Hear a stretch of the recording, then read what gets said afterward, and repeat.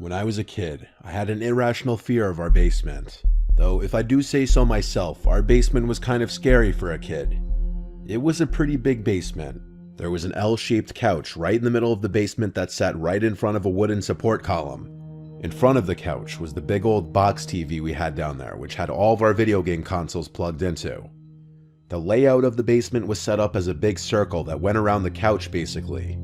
There was a booth and table in one corner, an old bar in the other corner, which had the door to the laundry room behind it, and then in the other corner, closest to the stairs, was the doorway to my dad's little workout room. My dad rented out the upstairs of the house to an old lady named Ruth, so we only had access to the first floor and the basement. My dad would usually hang out in the living room on the first floor, hence why our video games were all downstairs on the crappy TV, because our dad didn't really hang out down there. I'm the youngest sibling. I have 2 older brothers. I was anywhere from 6 to 8 years old when this happened. My older brothers weren't home, so they must have been having playdates with other kids. It was just my mom and I home at the time. My dad was likely at work. Usually I'd be playing video games with my brothers in the basement, so I wouldn't be scared. But since I was alone, I remember being kinda creeped out as I walked down the stairs. That basement door sucked because it wouldn't stay open. By default, it would just slowly creep shut unless something was propped in front of the door to keep it open. So it just made me feel even more isolated from the upstairs and my mom. I was playing whatever old video games I was into at the time, alone on that gray fluffy couch. Any little sound in the basement would make me pause my game and look in whatever direction I heard it. There would always be creepy sounds that would come from the laundry room, and even though I grew to expect them, they'd still sometimes creep me out. They were usually familiar sounds though, and so when I heard an unusual sound come from inside the laundry room, I paused my game. It wasn't the sound of the laundry machine or the boiler clacking. It was the sound of something dropping to the floor and bouncing once or twice. I remember jumping off the couch and running upstairs to find my mom, saying there's someone in the basement. And I remember my mom's calm reaction, asking me what happened, and then explaining to me that nobody is down there. To make me feel better, she went back down to the basement with me, and she opened the door to the laundry room, turned on the light, and looked inside for a few seconds. Then she shut the door and said there's no one in there. So naturally I felt better, and she went back upstairs, and I went back to playing video games. I can't remember how much time passed before I went back upstairs to eat a snack. My mom was already preparing dinner. I remember it being dark out now, which only added to my fear of the basement. The basement had 2 small windows, which did allow some light in during the day, so at night it was just completely pitch black down there. I did end up going back down there though, and then eventually I heard the sound of the heater in the laundry room turn on, only it was extremely loud. I turned around and noticed the laundry room door was now open. I got off the couch and slowly walked to the laundry room door. It was pitch black inside of there. I was scared to turn on the light. I just wanted to shut the door. I gathered up enough courage to run at the door and slam it shut and then run back to the couch. For some reason, I just felt safer on the couch. I guess for whatever reason, I didn't once think that it was strange that the door was magically open now, even after my mom had closed it earlier. The next thing I remember was hearing a man's voice from behind me, and at first, my brain didn't register what the fuck I just heard. It didn't seem real at first. I turned around and saw some sickly looking man sitting in the booth in the corner of the basement, with his arm on the table and his head resting on his fist. He said, "My God, how you've grown." I was frozen stiff. I couldn't even scream. I just looked at the man in the corner with my mouth hanging open, twitching. He slowly stood up in this crooked, hunched over posture, and it seemed like he was slowly starting to walk towards me as he said, "Your mother won't let me see you guys." I finally was able to scream, and I just bolted for the stairs. I was screaming "Mom" the whole way up to the kitchen. I slammed the basement door and locked it. I screamed and cried to my mom that there's a man downstairs. I saw the look in her face, and she was petrified. She called 911, and I strangely don't remember what happened in the moments before the police showed up.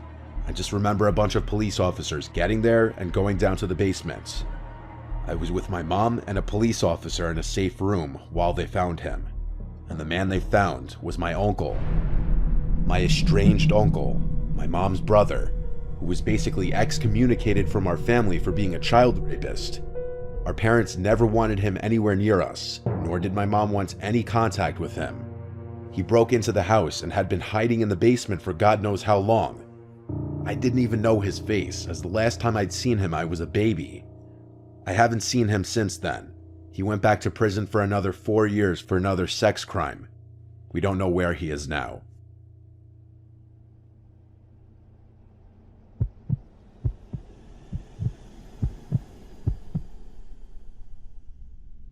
It was approaching Halloween. We were in the middle of October.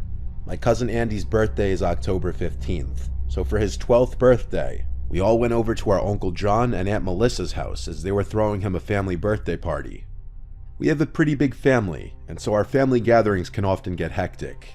It was still warm outside, so the party was mostly in the backyard. Their house is pretty big, and we always used to love playing hide-and-seek type games because of it. Andy and I are the same age. My older brother Chase is 2 years older than me. He would play with us too. Our other cousins were a little older, but they'd still play with us too. We'd just make teams and take turns as hiders and seekers and give each other time limits to find the opposing hiding team. If you were found, you'd have a chance to run outside to the backyard to be safe if you managed to not get tagged. We could use the whole house minus our aunt and uncle's bedroom, and I'm not exaggerating when I say there were hundreds of places to hide. In the basement, there's a separate room that's considered Aunt Melissa's fashion room, as we call it. She's a fashion designer, and inside of it she has a bunch of mannequins with different pieces of clothing she's designed. Some are full-body mannequins, others are just torsos without heads and regular stands underneath them. She also has some studio lights, some official camera equipment, and a green screen drop. We had been playing the game for a little while already. Chase and I were hiding now. We both chose to hide in the basement. Chase hid somewhere in the main section of the basement while I hid in the fashion room. I actually grabbed 2 blankets from the ottoman in the basement and brought them into the fashion room, one for me to hide under, and the other one I was going to throw over one of the mannequins as a decoy. With the blanket thrown over it, it genuinely looked like it could be a person hiding underneath. I thought it would be a funny little gotcha moment whenever someone yanked the sheet off of it. So I got into my hiding position under a desk in the corner of the room, and I hid under the blanket. Now it was a waiting game. That was honestly a big chunk of the game if your hiding spot was good. After quite a long time, I heard commotion outside in the main room of the basement as Chase and one of my cousins were laughing and yelling, presumably as Chase was being chased around the basement. I heard them then stomping up the stairs. By the sound of it, Chase was trying to make it to the yard without being tagged. But after that, I waited in silence for over 10 minutes easily. I was getting uncomfortable in this position and quite honestly bored. Finally, Chase came downstairs into the room and called my name, and then he said the food was being served outside. So the game was over. I was starving. I hurriedly rushed upstairs into the backyard where all the catered food was now out and being served. At some point after eating and having a conversation with Aunt Melissa, I remembered that I totally left those 2 blankets in her fashion room. Most importantly, that I left one over her mannequin, which she would not be happy about. So after going to the bathroom, I went back down to the basement and to the fashion room, where I turned on the light and saw that the blanket was no longer on that mannequin, but rather the blanket was covering something else. It appeared to be another mannequin, though this one seemed to be propped in a seated position, which I wasn't aware of any mannequins that were in a seated position. The closer I got, I started to realize that it was moving, and I heard breathing. On top of that, there was this funky smell that wasn't there before. It was a person under there. But who? I laughed and said, "Who is that?" They didn't answer. I felt this feeling of uneasiness growing in my stomach. I looked down to see if I could see the shoes they were wearing, but what I saw was the bare feet of a black person. Nobody at this party was black. I turned and headed for the door. I rushed back outside and said to my uncle to call the police, there's someone in the basement. Others overheard me and panic quickly ensued. My uncle and a few others rushed down to the basement. I followed behind. When we got to Aunt Melissa's fashion room, the blanket was now on the floor, and whoever was underneath it was gone. I swore up and down someone was just underneath it, explaining the bare feet and the smell. A bunch of family members searched the whole house, and ultimately my uncle called the police, taking my claims very seriously. When the police showed up, it was kind of a whole scene and everyone at the party was concerned. Neighbors even came out to see if everything was okay. Every possible hiding place was checked, and no one was in the house. I didn't make it up though. It was genuine what I saw, and I just wish he did turn up so that everyone would have seen I was right. Even if mostly everyone did believe me, I still just wanted them to see what I saw for themselves. During parties, they'd leave the doors unlocked since families circulating in and out for hours, so it's no shocker that someone off the street could have just walked right in. Maybe a homeless person, which would account for the smell. The whole thing still just felt so crazy, and it's a haunting memory for sure.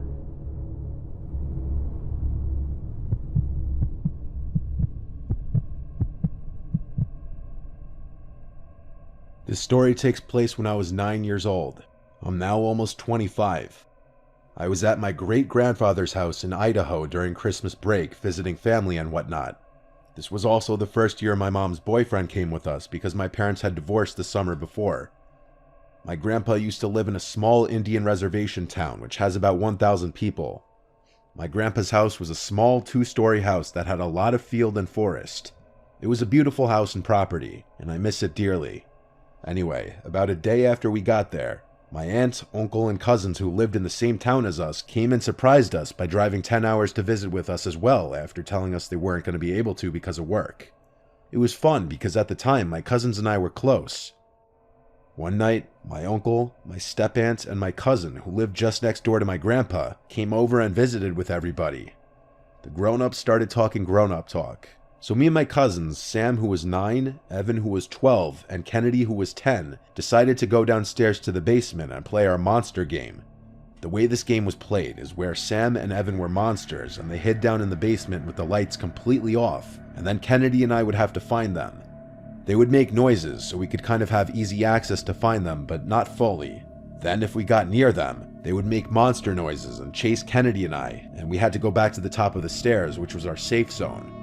I know it was a kind of stupid game thinking about it now, but at the time it was pretty scary but really fun. Anyway, Sam and Evan went downstairs to hide, and they told us to wait 2 minutes before going down to start finding them. Kennedy and I waited upstairs for 2 minutes, and then we went downstairs to find Sam and Evan. Kennedy went down first, and we started looking for them. We just did our normal thing for this game. It was completely pitch black downstairs. The only light down there was the pellet stove and the moon shining through the window. Although we knew it was just our cousins hiding, it was still pretty scary just because it was pitch black and completely silent. About 5 minutes later, Sam and Evan jump out and scare us, and then they chased us. We go back upstairs and decided to play another round. We did our normal thing by waiting for 2 minutes, then heading downstairs. This time, I went first. As we went downstairs, we heard Evan or Sam hit the wall, which made me jump. We continued walking down, when I noticed a figure standing outside the window. I stopped walking and put my hand out to stop Kennedy. She got a little irritated and said, "Come on, why are you stopping?" I didn't say anything, but I pointed towards the window, showing her the figure. Kennedy noticed the figure, then she whispered, "Sam, Evan, we need you to stop the game. There's someone standing outside." Surprisingly, Sam responded to us. I figured he would have wanted to continue the game and not say anything. He said, "You guys are lying, you're just scared." I was starting to get upset because they wouldn't believe us. "Guys, seriously, look at the window above the TV." Then we saw Sam and Evan emerge from underneath the ping pong table my grandpa had for us, and they looked up. Evan just laughed a little and called us pussies, saying it's probably Uncle Stan just outside smoking. I knew it wasn't my Uncle Stan because he always smoked outside on the front porch, right by the front door. I then told Evan that. Sam then said very annoyed, "Then it's probably Grandpa just checking out the house because you know him. He's always checking to see if the house has any problems. If you guys are worried about it, then go upstairs and check." I then go upstairs to check, but I pretend that I'm just looking for something. I go into the living room, and everyone I knew that was there were all in the living room. It wasn't my Uncle Stan, nor my grandpa, or anybody. Everyone was sitting in the living room. My stomach dropped. There was definitely someone out there. I didn't want to tell the adults because I was worried they wouldn't believe me. I go back downstairs as I'm shaking, and I tell them, "Guys, everyone's in the living room. No one is missing. There is someone out there." Sam and Evan finally realized this wasn't a joke, and their jokish facial expressions turned into scared expressions. Kennedy began to cry a little. I told her not to make too much noise. We all went to the top of the stairs to figure out what we should do. Of course, Sam and Evan were giving dumb ideas like shooting the guy or something. We didn't want to tell the adults, so we just stayed at the top for 5 minutes. Then we went back down. When we were back down, the figure was gone. We assumed that the figure just left and went their way. We decided we didn't want to play the game anymore, so we would just play ping pong instead. We turned the light onto the basement, and when they come on, we noticed the window was cracked open. I thought to myself, was the window cracked open this whole time? I looked towards the furniture, and my heart suddenly dropped. There was a man in his mid-40s, sitting in one of the sofa chairs, staring at us. We were so scared that we just stood there, frozen. The guy began smiling, all creepy-like at us. He then began to stand, and then I yelled, "Run!" We ran up the stairs and slammed the door to the basement. Then we ran into the living room, crying to our family that there was a man downstairs. One of my uncles, who was a cop, went and grabbed one of my grandpa's guns and headed downstairs. My uncle came back up after a few minutes and said there was no one down there, so we assumed he climbed back out the window and ran. The adults believed us when we said there was someone down there because outside there were footprints in the snow, and they led to my grandpa's driveway. Nothing was stolen downstairs, so that was good. We were all so scared that we just sat with our moms and hugged them. That night when we went to bed, I was still afraid, so I slept in bed with my mom. My cousins and I haven't played that game since.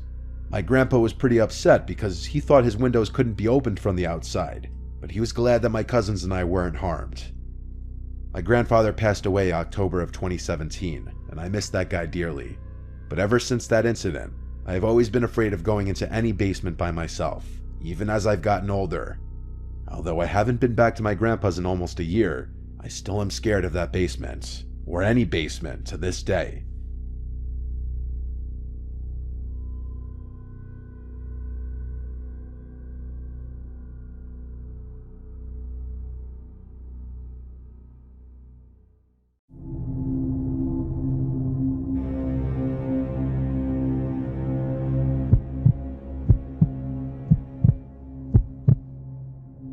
There was a house by me nicknamed Ghost House because construction was never finished on it for the longest time, and it had been sitting vacant and unfinished for years.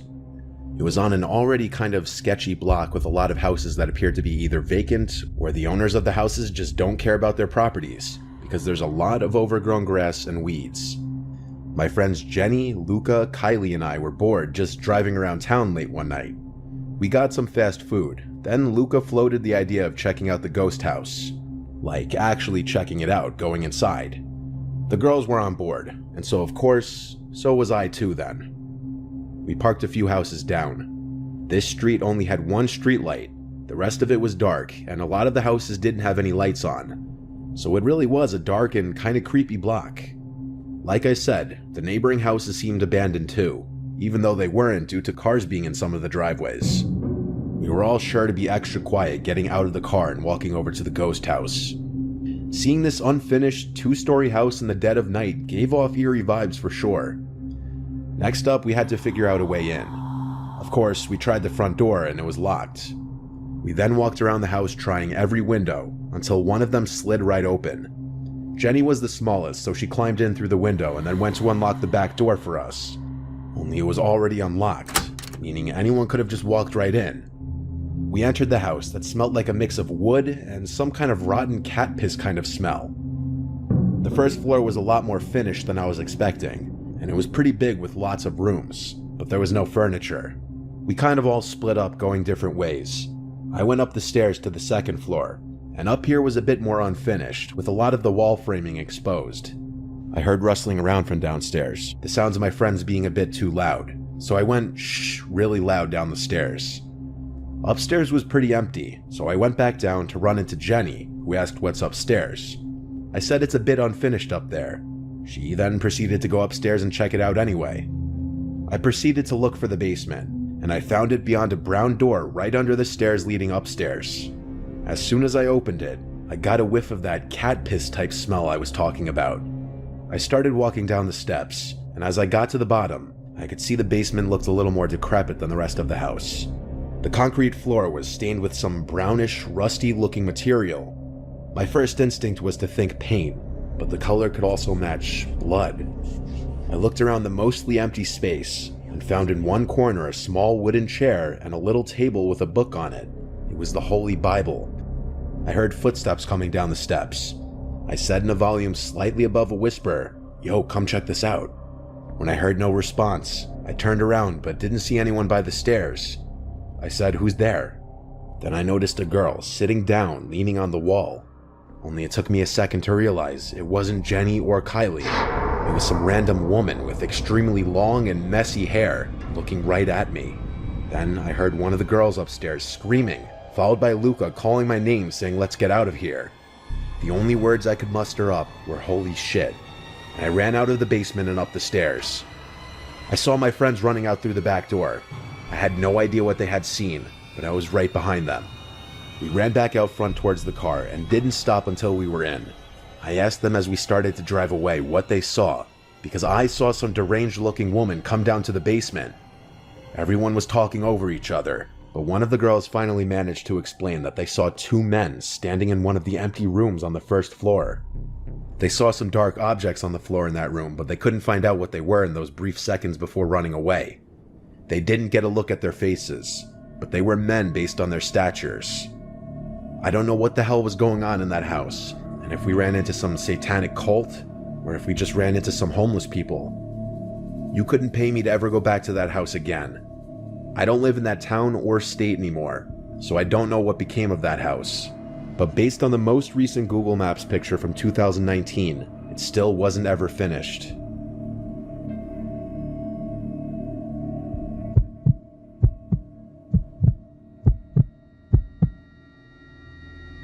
My friends and I live in a very nice area. Try and picture the quintessential suburban neighborhood. It's relatively quiet, and people are used to the secluded, isolated feel it provides. The last place you'd expect anything dangerous to really happen. With the exception of what I'm about to tell you, my town radiated the calming silence you'd eventually come to crave.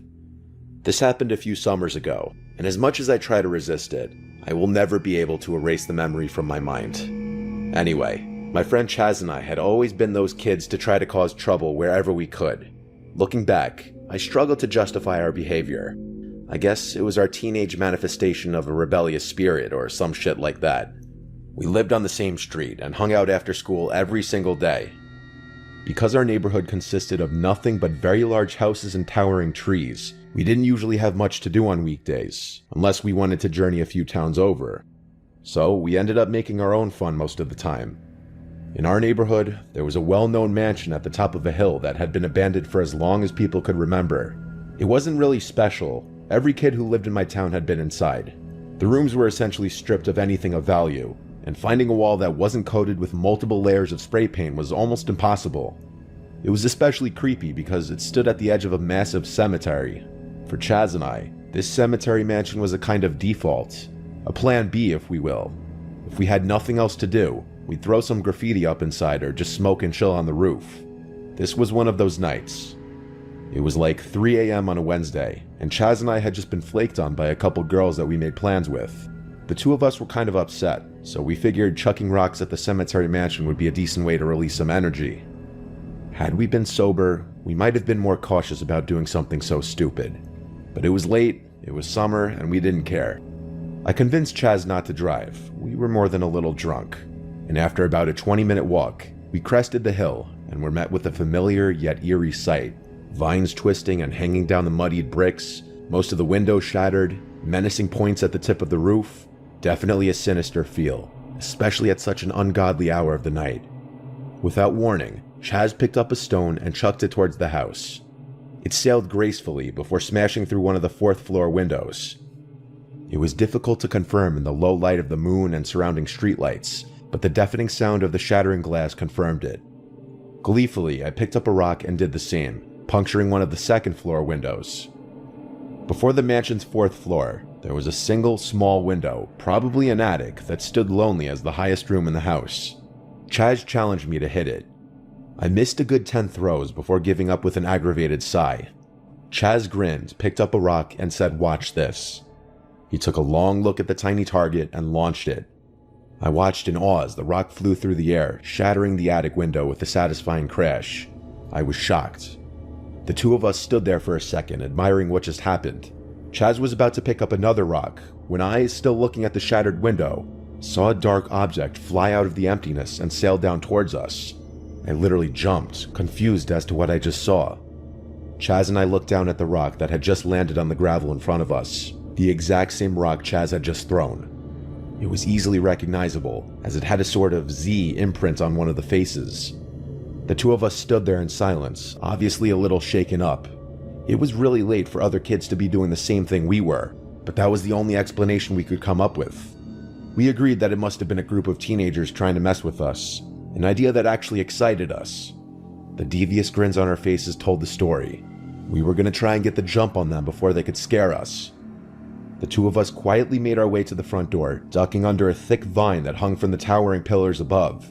The door was slightly ajar, but it always was. It had long since been misaligned from its hinges and didn't close properly. As quietly as we could, we stepped inside, our eyes adjusting to the minimal light and our noses to the smell of mildew and rotting wood. We slowly made our way up the creaky stairs, unable to silence the sound of shifting wood beneath our feet. We had made it to the 4th floor and were positioned at the base of the final staircase. Interestingly, we had never been up there. The entrance to the roof was on the opposite side of the house, and this room must have eluded us. Chaz took the lead, and I followed directly behind. The staircase led to a small wooden door, which we presumed was the attic door. Chaz put a hand on the doorknob, and even looked back at me. I nodded, and in one fluid motion, he flung the door open. Before I could even see anything, I was struck by the smell that made me take a few reactionary steps backward. It was disgusting. It smelled like death and rot. Something was clearly decaying in that room. Chaz covered his nose and entered. I was a little more hesitant to do so, but I decided that I'd rather be by his side than alone on a pitch-black staircase. The sight was even worse than the smell. We found ourselves staring at a tiny room, the floor of which a white pentagram was painted. There were a few unlit candles and a closet door that we didn't open. The smell seemed to be emanating from that closet, and I was worried Chaz would want to investigate more. To our surprise, the room was void of people. I had enough, though. This was really starting to freak me out, and I couldn't fight the urge to leave any longer. I turned towards the door, and that's when I saw it. I looked down the staircase and saw 2 cloaked figures looking back up at me. I cursed and ran towards Chaz. Just then, we heard stomping up the stairs from behind us. We were screwed. As the stomping got closer to the door, I was prepared to fend off whoever it was, bracing myself for a fight. Just then, Chaz yelled at me, "Dude, come on." I whipped around to see Chaz halfway out of the shattered window, presumably stepping on the roof. I hurriedly did the same, and the second I made it onto the roof, I heard the door forcefully open. We ran across the roof to the entrance we knew about, not wanting to wait to see if we were being followed. Had the situation not been so dire, I don't know if I would have been able to go through with our plan. The darkness made it nearly impossible to see. One wrong step and we would have been sent tumbling to our deaths. I followed close behind Chaz, and we made it to the roof entrance. It was a little hatch that led to a ladder. Chaz failed to open the hatch up. It was locked from the inside. And just then, we heard a booming voice ring out from somewhere in the distance. "They went that way," yelled a freakishly deep voice. To this day, it was the scariest thing I've ever heard anyone say. Without thinking, I stomped on the hatch as hard as I could with my right foot, and it gave way and it crashed loud enough to reveal our position to anyone in the house, let alone someone chasing us on the roof.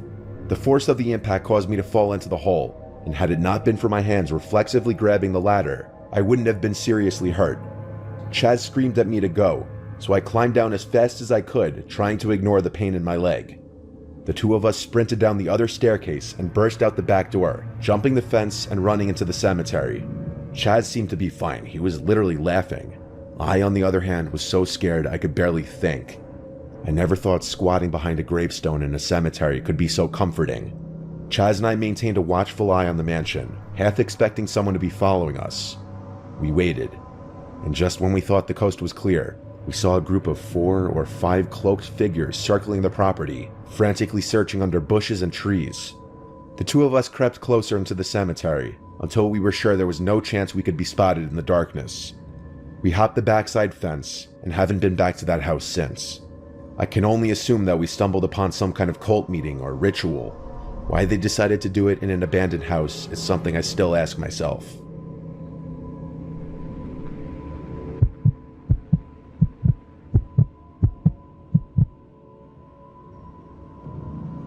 This was the year 2017, when I was rushing a frat in college. Towards the end of our pledge process, our entire pledge class took a trip to an abandoned hospital a few towns over. It was a sort of tradition that each pledge class would do. I carpooled with a few of my pledge brothers. There's honestly just too many names to list, so I'll just name my pledge brother that I spent most of the night with, Joshua. Joshua and I and a couple others carpooled to the hospital, which sat next to a big park, so all of us parked in one of the parking lots in the park. We waited till everyone was there, then started walking down a pathway in the direction of the hospital, until the pathway cut right, and at this point we had to walk through the small patch of woods separating the park from the hospital.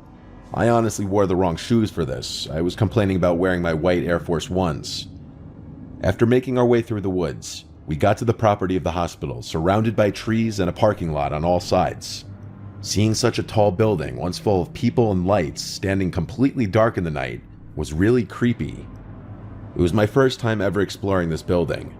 A couple of the guys in the group knew the secret ways in, one of which being simply climbing through one of the lower windows that was smashed through. I followed close to the back of the group. One by one, we stepped down through this window, leading to a level beneath the ground. The floor on this level was wet, making me really regret my shoe choice now. Joshua and I stayed in the back, following behind the rest. There were like 10 of us, so being in such a large group took away most of the scariness of being in a place like this. We went up the stairs. Everyone's steps echoed through the building. We traversed the creepy hallways that had been abandoned for decades, the walls surprisingly not littered with graffiti. James, one of the guys who was very experienced with this place, said not a lot of people break in because no one thinks to cut through the park to avoid the security in front of the parking lot. Eventually the group started to split up a little bit. A small group of guys went this way, a small group of guys went that way. We were on, I think, the second floor, when Joshua and I decided to go down this separate hallway/corridor. Some of the rooms in this place seemed like they hadn't even been gone through since the place closed down. Others looked like they'd been rummaged through, and had small amounts of graffiti in them. Joshua and I were in a hospital room with the bed and medical equipment still in there, when we heard someone walk past the doorway to the room. We both turned and caught just a glimpse of a black shadow walking past the door out of view. We both looked at each other, then said, "Yo, who is that?" I walked into the hall, and at the end of it I saw someone, standing there. I couldn't tell if they were facing me or facing the wall. All I saw was their body. I said, "Who is that?" Then whoever it was walked into the room next to them. Joshua came into the corridor now, and was confused at what I saw. I told him someone was here, and we should just go back to the group. We left down the opposite direction, back towards our group. We eventually started to hear the echoing voices of our pledge brothers. As we were getting closer, all of a sudden, there was an almost deafeningly loud, blood-curdling scream of a woman coming from the direction we just came from.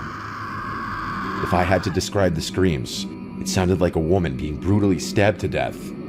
I noticed the sounds of our pledge brothers went silent now, or maybe the screams just overpowered the sounds of their voices. We ran back towards our friends and screamed, "Go!" All of us ran back downstairs to the lower level where we entered from. Somehow I found myself in the back of the group again. One by one, we all crawled out from that window. The screaming stopped, but now we heard footsteps stomping down the stairs. They weren't the footsteps of anyone in our group. I was screaming, "Go, hurry up." Finally, after Joshua crawled out, I crawled out, the whole time fearing someone would grab my feet. We booked it back towards the cars through the woods. After we got to the cars and caught our breath, I told everyone I saw a person in the corridor where Joshua and I were. That's where the screams were coming from. We all left shortly after that, definitely freaked out. I'm not really interested in urban exploration anymore.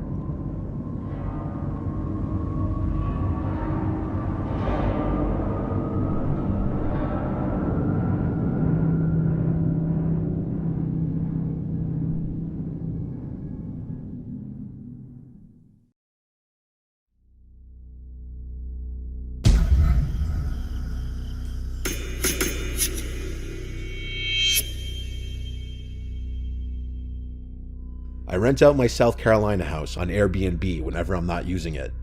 It's a modest 3-bedroom, 1-bathroom house by the beach. 2 of the bedrooms are guest rooms, which are accessible to the people renting it. The master bedroom I keep locked with my clothes and certain belongings in there.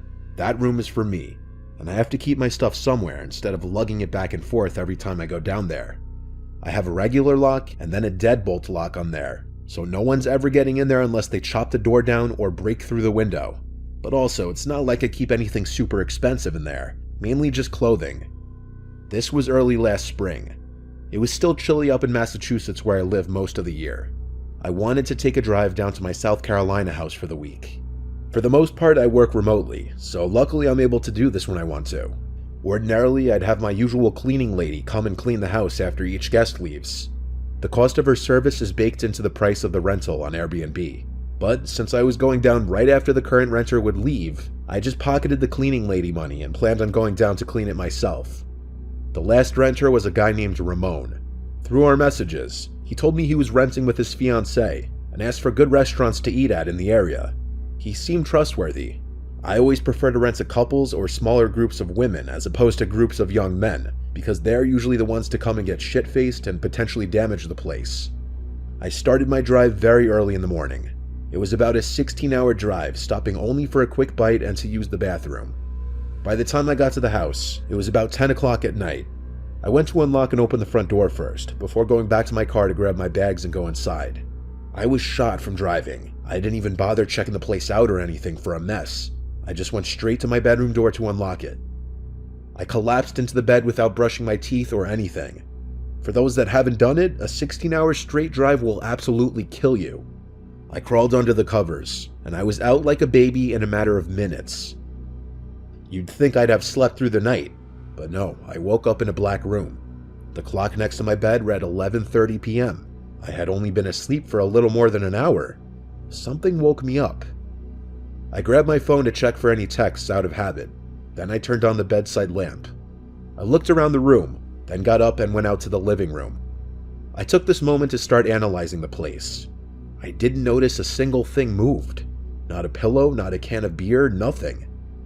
I went to the bedrooms. Both were void of any people, though the covers on a bed in one of the rooms seemed to have been moved. So yes, they did come. I thought they may have been the cleanest couple to have ever stayed in my place. I have a camera set up on the front porch of the house. I never really think to check it unless a customer is giving me any kind of hard time, but I was curious. I opened the app to the camera system on my phone and went to the movement history. It picked up on a man entering the house via the code lock 3 days earlier. Just a man though, he had no woman with him. Strange. I checked for any other movement updates from then until the moment I showed up, which it also caught on video, and there was nothing. I checked it over like 5 times. I suddenly got the chills.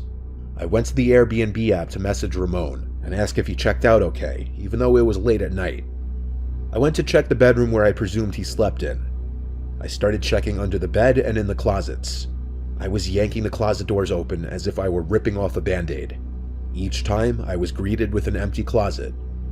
I moved along to the second guest bedroom. Both twin beds in here were still neat and untouched. As I yanked open the last closet he could have been in, I saw that it was empty. I sat on one of the beds for a second to just stare at the conversation between Ramon and I. That's when I heard the master bedroom door click shut, quietly, in a way that a person would have done it, not a draft. I went out to the living room and looked at the master bedroom door. I said, "Ramon, are you still in here?" with a shake in my voice. No response. I could see the light was still on in the room through the bottom crack of the door. I got on all fours to look under the crack of the door, and I fell backwards when I saw 2 feet standing not far behind the door, maybe a couple feet away. I went to the knife holder in the kitchen planning to grab the biggest carving knife, and it was already taken. By this point, my only logical option was to leave the house and call 911, and that's what I did. I waited out front until the police showed up. Then as we went inside, there was Ramon, waiting in the living room, no knife in hand. He spoke in this Portuguese accent, acting all innocent, saying he just needed a place to stay for one more night, which was complete bullshit. He denied ever picking up the knife, which was conveniently placed back in the knife holder now.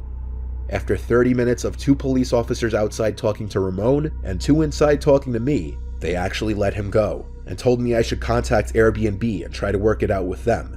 And I was just shocked. I felt like the police didn't do their job. After everyone left, I changed the lock code on the door, and I contacted Airbnb about what happened. Though I didn't receive payment for the extra day Ramon squatted in my house, they did apparently ban him from ever using the app again. It doesn't really feel like proper justice though. when he was potentially waiting to stab me in my own house, in my own bedroom.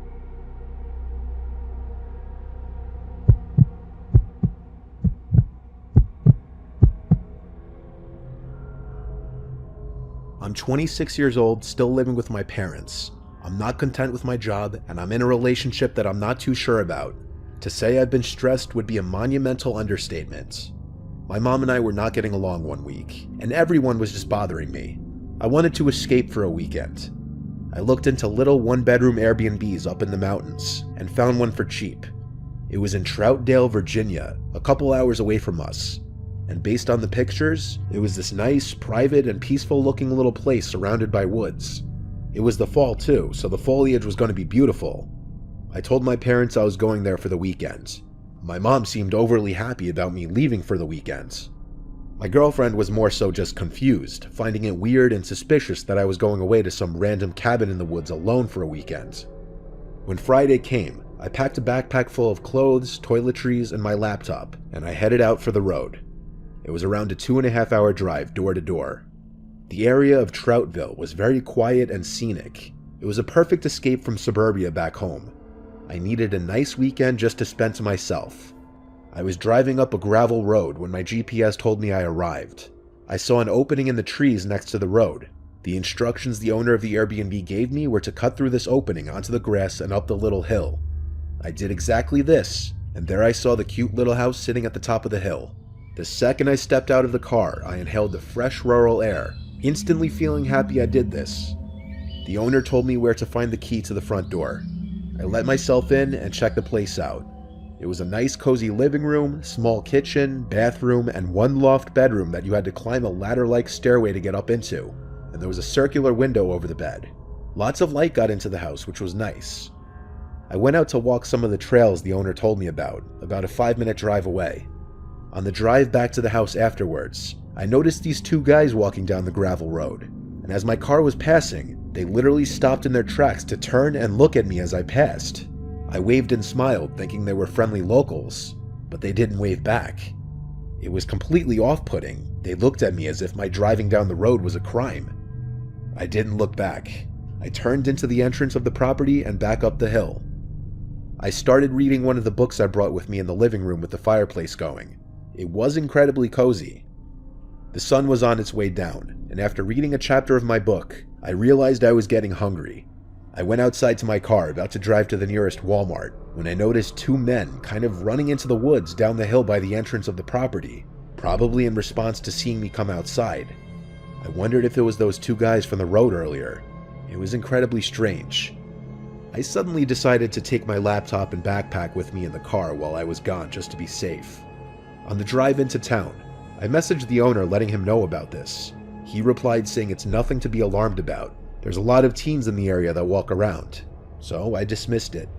I drove like 20 minutes to the closest Walmart since there were literally no grocery stores in the area. I picked up a few food items to hold me over, some milk, granola bars, fruit, frozen dinners, bread, and cold cuts. By the time I got back to the Airbnb, it was completely pitch black out. There were no streetlights on these gravelly roads, and with no neighboring houses, truly the only light was from my headlights. It was creepy for sure. I pulled up to the hill to the little house. It was almost hard to find in the dark. I grabbed my backpack and the grocery bag and went up to the house in the dark, using my phone's flashlight to see. Once inside, I locked the door immediately. It was creepy out there. I ate real quick and went back to reading my book by the fire, and pretty soon the lights to the room suddenly cut out, and the only light in the entire house was from the fireplace. I tried flicking on anything electric, but the power was gone. I went to message the owner again, who swiftly replied back to check the main breaker in the circuit box outside by the telephone pole near the back of the house. I didn't reply. There was no way in hell I was going out there. I was already paranoid from earlier. And why would the power be randomly cut out anyway? Something was off. I heard a creak in the floorboard from the darkest corner of the room by the bathroom door. I looked over and saw this tall, looming figure in the doorway of the bathroom, lit up only by the fireplace. My worst fear had been realized. This was actually happening. A soft yet deep and disturbing voice told me to remain calm and give him everything I had. I was so scared I could barely speak. I said all I had was my laptop and some clothes. He told me to empty my wallet of all my money, which I did. As he stood in the doorway, I still couldn't see his face. He told me to go into the kitchen and stay there. Moments later, I heard the door to the house close. I looked into the living room. My laptop, backpack, and money was all gone. I called 911 quietly to report a robbery. 20 minutes later, an officer arrived. I described the two guys I'd seen walking down the street earlier that day, assuming it was them working together on this. Basically, all the officer could tell me was that they'd be on the lookout for anyone matching those descriptions. I messaged the owner to tell him what happened, and he was sympathetic at first, or so it seemed. He said I could go home the next day, but he didn't want to refund me for my horrible experience. A trip I thought would be a nice detox for a stressful point in my life only made it worse. Luckily, my laptop was only like $400, and I didn't pack any expensive clothing, but it was still the scariest experience of my life. There is a small part of me that believes the Airbnb host may have something to do with it, because I still have no idea how that guy got into the house.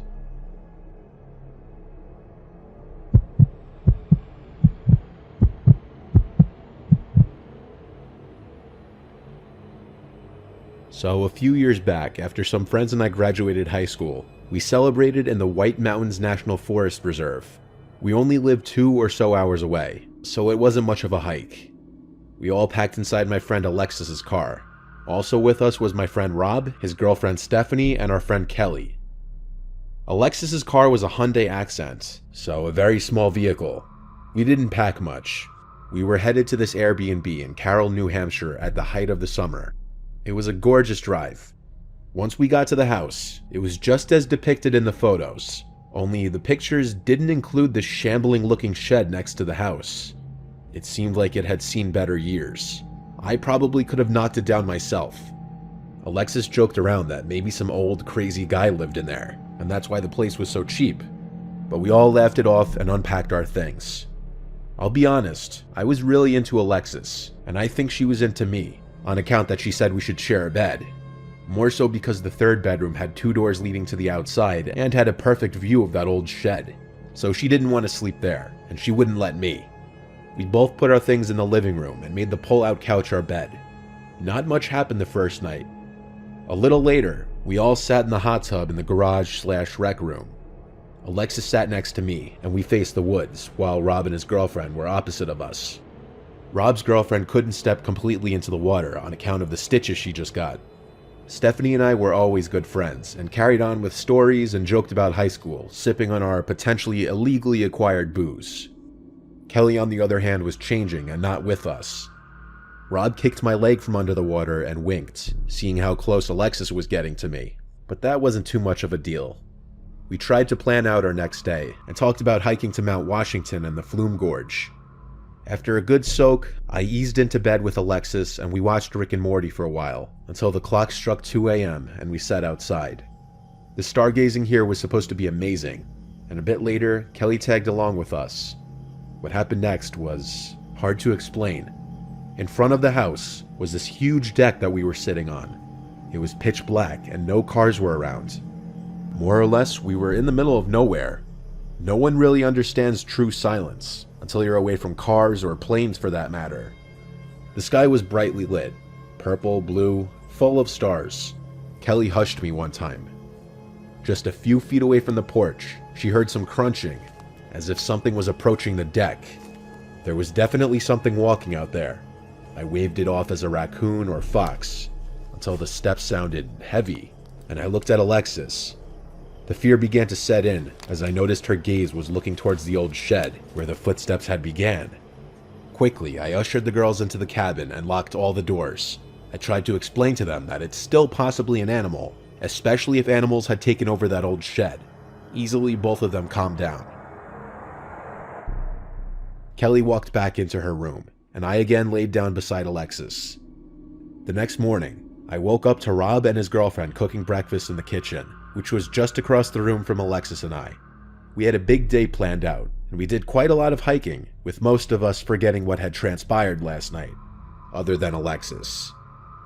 When we came back from hiking, Alexis suggested exploring the old shed that was beside the house. Now that it was daylight, nothing that bad could happen, right? And I'll be honest, I didn't want to, but I didn't want Alexis to think I was a wuss. We opened the screen door, investigating the first room. There was an old, rickety rocking chair. It seemed it might break if I tried to sit in it.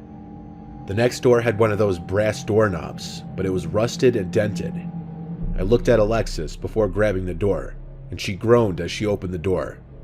There wasn't much to the room. The floor was dirt. There was dirt-caked windows and some trash on the floor. Alexis made a point that it smelt of cigarette smoke.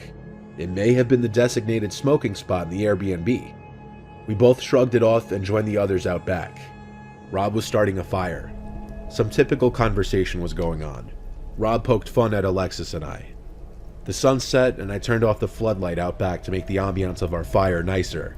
Some chuckles and stories are passed around, Rob and I boasting about our feats and whatnot. Then there grows a silence. That same crunching from last night is heard behind us, just against the tree line, except it was faster and headed in our direction. And just like that, there was a flash of green light lighting up the entirety of the backyard for just a moment. Whatever was running towards us halted, but my thoughts were ruptured by Stephanie's screams as she bolted towards the house. Behind us, a blood-curdling cry or yelp was heard, a deafening sound that at first we thought was a siren. I instantly stood up, yelling for everyone to get inside. Stephanie must have saw whatever it was that made that cry. In my bolt, I accidentally knocked over Kelly, who hadn't gathered the entire scene yet. I turned around to help her up. Rob was already halfway to the house. I ran to help Alexis gather our food items. Last thing we wanted if it was a bear for them to stay any longer. After that, I rushed Alexis to the back door, where Rob was waiting for us with some kind of bear spray. I already at this point had my Bowie knife out. I commanded him to go in, but he yelled at me to go in because he's got the range. The two of us saw this black mass walking along the outskirts of our fire. We didn't stay long enough to find out what it was. After meeting the girls in the living room, we called the police immediately. The officer reported to the house and looked all around with his flashlight, finding nothing. He clarified to us that the flash was due to lightning striking a nearby power line or transformer. As for the thing, he said it was likely a fisher cat or something. But Stephanie said that she saw a man, hunched over with a cloak or blanket hung over him. Least to say, we didn't stay the next night over. The sheer paranoia of someone or something stalking us in the woods was reason enough. To say the least, we haven't returned to the mountains since. Who knows what's crawling around in those woods?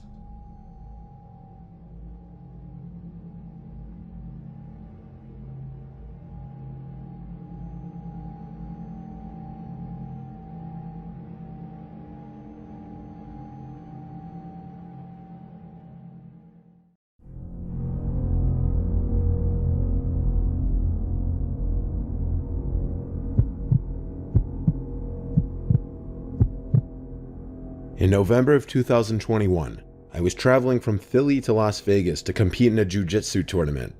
I traveled the country a fair amount, and I would normally stay with whichever teams were also competing as a way to save money. This time though, for various reasons, I had to stay alone. I booked an Airbnb not far from the Vegas Strip. I did so kind of hastily, and didn't realize that the neighborhood wasn't the greatest. I thought of canceling and booking something else, but went against my instincts and rationalized that it was close to everything I needed, and I wouldn't be spending much time there anyway. I got to the location and didn't see the host. I wouldn't know who to look for anyway, since the Airbnb profile picture was of a flower. The host gave me the key code to the room I was staying in, a small studio apartment that shared a wall with the host's house. There was only one door in and out of the studio. The first red flag was that the key code for the lock on the door was 1234567. I thought that was weird, but the password for the Wi-Fi was password, so I figured that the host was just an older person who wasn't tech savvy, and the reviews for the room were pretty good. Around 9:30 p.m. is when things got creepy. I was close to falling asleep when I heard a tapping on the window in front of my bed where I was laying down. There were drapes covering the window, so I couldn't see who was making the noise. I responded by saying, "Huh?" loud enough for whoever it was to hear me. A minute or two went by in silence before I heard the tapping on the window once again. I said hello pretty loud and it went away. I was pretty on edge at this point and immediately wrote a message to the host asking if it was them tapping on the window. About an hour went by before they finally responded saying, "I was going to bring you some water, but it seems like you were asleep, so I left." I was still very much on edge and I knew I wasn't going to be able to sleep. I contemplated going for a walk to the store or taking a shower just to clear my mind, but something told me to just sit tight and wait to see what happens. About 45 minutes went by. It's about midnight at this point, and I heard some noise outside. I then heard the distinct sound of someone trying the key code on my door. The attempt failed, but I could hear them trying again. This time I heard the sound of the lock disengaging. The door was unlocked. I threw the blankets off of me and ran to the door as it was opening up towards me and slammed it shut in this person's face. I was yelling, "This is my room, get out of here, leave." They responded in a deep voice from the other side of the door, "Madel said this is my room." Madel was the name of the host. I kept responding with what I said before and called the cops. I spoke loud enough so they knew I was on the phone with the police. Police eventually came and were not surprised at all by the story I told them. They said they would hang around until I called an Uber to leave. The host was very combative and unapologetic. Their alibi for who that person was changed multiple times. When the Uber arrived, I jumped in and felt relieved to be getting out of there. It still creeps me out that I never saw the person who was opening my door. I have a feeling that it was some kind of setup. If the host knew I was flying in from the East Coast, the 9:30 p.m. tapping on the window would have been equivalent to my 12:30 a.m., and the invasion would be about 3 a.m. Maybe it would have just been a robbery, but it could have been much worse.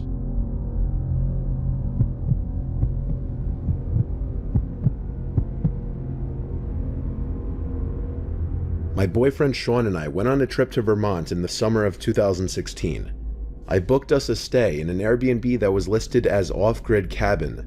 It had a few hundred reviews with a 5-star rating, so I didn't think it looked sketchy. The cabin was an old, one-room cabin with a potbelly stove and a loft area. There was no electricity and it was in a remote part of Vermont down an old dirt road. There was one house about half a mile away that was owned by the host and she was away, so we were alone. We got there around 4 p.m. and had a really nice evening cooking dinner and playing board games by candlelight. We had hiked all day and were exhausted by 10, so I went up to the loft to sleep while my boyfriend decided to sit outside and smoke. About 20 minutes later, while I was in that space between deep sleep and consciousness, I was jolted awake by a large banging sound on the side of the cabin. Before I could yell down, Sean yelled up to me asking if that was me. Confused and feeling like I must be dreaming, I groggily yelled, "No, was that you?" He said no, but didn't seem too worried since he was sitting outside and didn't see anyone. We go camping frequently, so it takes a lot for us to get freaked out by random noises in the night. We figured it was probably a tree branch that broke off and fell against the cabin. I started to fall asleep again when there was another loud bang, like a thwacking sound from another part of the cabin. At this, I jumped out of bed and climbed down from the loft. I met Sean as he was coming through the door. He told me to grab all the sharp things that I could find and go back into the loft. He was putting on a calm demeanor, but I could tell he was a little freaked out. I asked him what he thought it was, and he cautiously said that he didn't know. He said he didn't see anything when he was outside, but he thought he might have heard footsteps. As we were whispering, we heard a small, slow scraping noise that trailed for about 3 feet against the wall of the cabin, then silence again. I was pretty scared at this point and didn't know what to do. Our car was parked about 100 feet away from the cabin, so we would have to face whatever was out there in the dark in order to get to it, which is probably what they wanted. I was also afraid that if this was a human, that they might have done something like slash the tires or block our ability to get back down the driveway. Sean told me to stay very quiet and go back up to the loft while he sat downstairs and waited. He had a hunting knife and a large stick, and I had a few steak knives, but otherwise we were sitting ducks. The downstairs of the cabin had huge windows on 3 walls, half of which were just screens, so if someone was outside, they could easily be watching us, or could slash through the screen to get inside. I wanted to stay downstairs, but Sean ordered me to go upstairs, saying that it would be easier to fight this guy without me there if it came to that. I went up and sat in the middle of the bed, clutching an array of knives in my fists. I don't think I ever listened so intently before. Sean yelled out hello to see if he could get any response, or perhaps scare it away if it was an animal. We heard nothing for what felt like 20 minutes. Then the scraping sound came back, much louder, like someone was dragging a rake or a hoe across the side of the cabin. I heard clear, methodical footsteps trailing off around the side of the cabin. Sean then came up to the loft and pulled the ladder up. He said he didn't like how they could see him, but he couldn't see them, and if they came in the cabin, he could at least get the jump on them from up here. We sat on the bed in silence. I was looking at him in terror. It was probably around midnight at this point, and I realized that we were going to be stuck in that cabin until morning. The noises continued and intensified. There was more banging that seemed to be coming from all different sides of the cabin. Intermittently, the scraping returned. This could not have been an animal. The sounds were too methodical, and we didn't hear any grunting like there was a bear or bobcat. And there were constant footsteps, pacing footsteps. There was a clear crunch of one foot going in front of the other all around the sides of the cabin. There would be pauses of 10 to 20 minute intervals. Then it would all start up again. At one point there was a strange rattling sound on the outside, like someone was trying to shake or climb the pipe on the outside of the cabin that fed into the potbelly stove. This carried on for hours. Sean and I just laid in that bed, paralyzed in silent fear, staring into each other's terrified faces. I kept waiting to hear the front door burst open or the screen window rip. I was convinced that we were both about to be murdered, and every gruesome possibility kept playing in my head. I have never been that terrified, but no one ever came into the cabin. We never heard any voices, whispers, deranged giggling, or anything. Just the loud scraping, banging, rattling, and footsteps. Finally, around 5 in the morning, we started to hear roosters in the distance, and the loft was slowly lit by early dawn light. The sounds finally stopped. I got about 2 hours of sleep, because we had to drive into Pennsylvania later that day. My car was thankfully fine, and we packed everything up as quickly as possible to get the heck out of there. Sean looked around the cabin, trying to find scraping marks or clear footprints, but there was nothing. I messaged the Airbnb host to tell her about our experience, and she said it must have been a porcupine. If you could find a porcupine that makes loud banging noises and can walk like a human, let me know. To this day, we debate about what it could have been. Sean thinks it was a crazy local trying to scare us away. Either way, I'm really glad I was not murdered that night.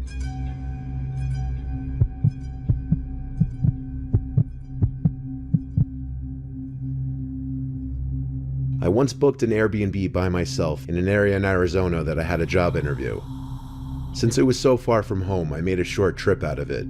I went with this one specific Airbnb because it was much cheaper than any hotels I could find. It was about half an hour away from where I'd be interviewing for, which was fine with me. It was off some dead-end, secluded road, and it had a nice view of the desert in the backyard. I brought my laptop with me to get work done at my at-the-time current job during the day, so that kept me busy most of the days I was there. I stayed for 3 days. My interview was on the second day that I was there, which was a Tuesday. I would be leaving Friday, so on Monday, the night before my interview, I was practicing interview questions for this specific company, and just generally getting some last-minute knowledge on their firm. I was doing this on my laptop in the living room of the little house, probably around 9 p.m., when there was a tap at the window. I say tap because it wasn't exactly a knock. It sounded more like it could have been someone's finger. My head, of course, swung to the left to look at the window in reaction. I didn't see anyone, but it was also pitch black outside. I was kind of scared to look out the window, but I had to be a man and just do it. And there was no one as far as the eye could see. Just darkness. Of course, maybe it could have been a bug hitting the window. We've got some pretty nasty bugs here after all. The next day, I got through my interview and thought I did pretty well. So for the rest of my little trip there, I explored different parts of the town in my car, ate at different restaurants, and sat in the backyard and relaxed in the sun. Little did I know, I was likely being watched while I was in the backyard. That night, I was inside watching Breaking Bad on Netflix when it happened again. A single tap at the window. Now it was obvious it wasn't a bug.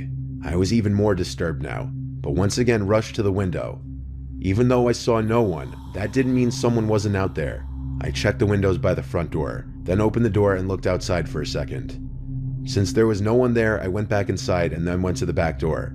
I stepped outside onto the back porch and looked out to the desert behind the house. Silence and darkness.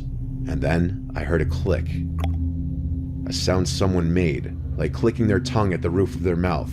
It was off in the distance, beyond the light from the house. It was out somewhere in that cold desert. I felt as though someone could be hiding behind any number of those bushes, watching me and toying with me. I yelled out, and almost as if they did it in response, there was another click. I pinpointed the direction it came from and looked that way. I could see someone now, standing not too far away, dressed in dark clothes, blending into the darkness of the desert. I started walking a little closer, then stopped, realizing I didn't want to get any closer to that person. I called out, "You're on private property. I'm gonna call the cops if you don't leave." And I saw the person eerily quickly walk away. I theorized it was the Airbnb owner, but obviously that was a stretch and I didn't really know what to actually think.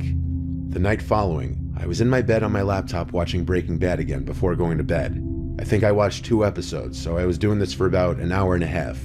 I didn't hear any noises in the house, though I was definitely giving thought to that encounter from earlier while watching the show.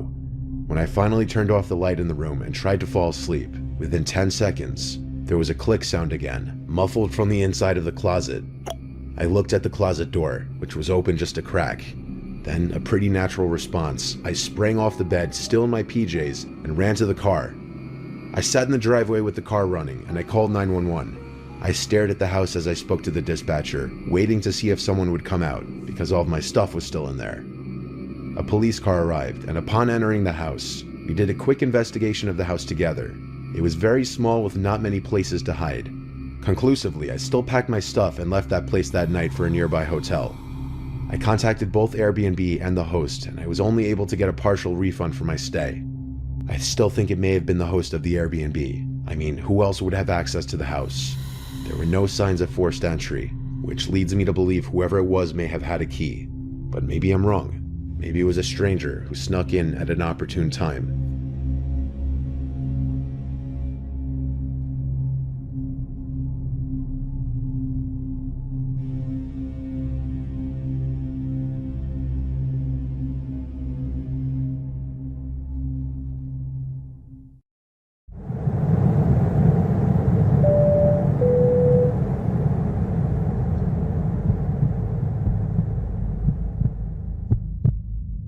When I first came to the United States, I was 20 years old and working as an au pair. I didn't have much experience, but I was eager, also very nervous. I'd grown up in a small town in France and hadn't ever spent time away from home, let alone across an ocean. My English still needed work, but I was confident enough to get by. I expected it to be a good year, a new adventure, a cultural exchange, something I'd tell my friends about when I went home. I was matched with the Joseph family. I don't want to name the exact town for privacy reasons, but it was an upper-middle-class neighborhood. Quiet streets, nice houses, big backyards, the kind of place you'd expect to find well-behaved kids, PTA moms, and dads who worked non-stop. I remember being so relieved when I first arrived. I thought this would be easy. Nothing bad happens in places like this. The Josephs had 2 boys, Brock and Brandon. Brock, the older one, was 12. He was a pretty typical kid, kind of lazy, sometimes rude, but harmless overall. He made jokes, liked his Xbox, and mostly stayed out of trouble. Brandon, though, was different. He was 9 and already had this coldness to him. I don't know how else to describe it. There was something off. I think it's likely he had some kind of social disorder. When I first met him, he just stared at me without saying a word. Not shy or embarrassed. Just staring like he was studying me. After a few seconds, he smiled and asked, "Are you the maid?" I laughed awkwardly and said I was going to help look after him and his brother for the year. He didn't laugh with me, he just kept watching. It didn't take long to realize Brandon wasn't like the other kids. My host parents warned me that he was difficult. They said he had a bit of an attitude, but that was the understatement of the century. Brandon didn't just have an attitude, he was mean. And I don't mean the usual bratty stuff like teasing his brother or refusing to eat what he was served. It was worse than that. He lied constantly, about everything. He once told his teacher that Brock tried to choke him in the kitchen, which never happened. He told a neighbor that his parents locked him in a closet at night. He even told me that the last au pair ran away because of him, and that she was never seen again. When I tried to scold him for it, he narrowed his eyes and said, "Don't tell me what to do." Everything was manageable for me, even at that point, but I do admit that I was a little frightened of him. Things only got worse from there. One night, about 2 months in, I pulled back my sheets and froze. There were thumbtacks scattered all over my mattress. I just stared for a second. Dozens, maybe 100 of them, were pointing upwards, waiting for me to lie down. My heart started racing. The mattress cover had tiny punctures everywhere. I stood there in fear, realizing how close I'd come to lying on them. Brandon had been spying on me earlier that day. I'd caught him peeking through a crack in the door when I was folding clothes. I didn't think much of it at the time, just assumed he was being nosy. But after seeing all those thumbtacks, I wasn't so sure. I was honestly so scared. I didn't want to tell his parents, afraid that they'd send me back to France, so I cleaned up the mess and kept it to myself. After that, things became more and more strange. Brandon started following me around the house. I'd catch him peeking around corners, watching me from the doorways. Sometimes when I was cooking or reading, I'd look up to find him sitting across the room, staring without blinking. I never said anything. I must admit, I tried to avoid him as much as I could out of fear. One afternoon, I was watering flowers in the garden when I smelled something off. A sharp, sour odor, like something rotting. I traced it to a corner of the yard where the soil looked freshly disturbed. I was curious, so I grabbed one of those little garden shovels and started poking at the soil. When I saw what was there, I nearly screamed. There were 3 dead rabbits buried there. Their bodies were twisted and cut in several places. One had its legs tied together with string. I ran inside to tell my host parents. Mr. and Mrs. Joseph looked concerned at first, until they pulled Brendan aside to ask him about it. He gave an innocent look and said it wasn't him. And that was it. They believed him. Mrs. Joseph said it was probably one of the neighborhood kids and told Brendan to go back inside. I started sleeping with my bedroom door locked after that. A week later, I woke up in the middle of the night to a noise in my room. I opened my eyes and saw a shadow near my bed. It was Brandon. He was standing there, holding something. I blinked a few times and realized what it was. A kitchen knife. I screamed as loud as I could. By the time the parents came rushing in, the knife was gone. Brandon had shoved it onto the bed. He convinced them that he'd been sleepwalking. Mrs. Joseph gave me an annoyed look, as if to say, "Why are you making such a fuss?" I pointed to the knife handle sticking out from under the bed and pleaded with them to believe me. Mr. Joseph knelt down, pulled it out, and showed it to Brandon. He just smiled and said he had never seen it before, and they of course believed him. I told them that my door had been locked, so he must have picked it, but they told me that was nonsense. I felt so alone. I had no one. I didn't know what to do. For better or worse, a decision was made for me. The next morning, Mrs. Joseph called me to the living room and said I had stolen her jewelry. I was completely confused until she held up a pearl necklace I had never seen before. She told me she had found it in my purse, which she was holding in her other hand. I begged her to believe me, that I hadn't stolen it, but there was nothing I could say to convince her. Brandon stood in the hallway smiling to himself. I knew it was him. They fired me on the spot. I flew back to France the next day. I couldn't believe how easily Brandon had destroyed my life. For months afterwards, I was extremely depressed. I thought I had blown my one chance at living in the US and feared I wouldn't get another one. Fortunately, I found my way back to the States several years later and still live here. I have a good job and good friends. I still think about Brandon from time to time. I can only imagine the evil person he's grown up to become.